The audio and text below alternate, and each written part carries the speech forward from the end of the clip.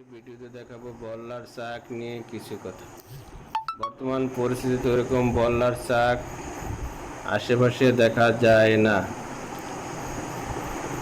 তার প্রধান কারণ বল্লার শাকের ভিতরে যে টোপ হয় পোকার, ওইটা দিয়ে আমরা বড় বড় যে বড়শি, এই বড়শি বায় মাছ ধরে।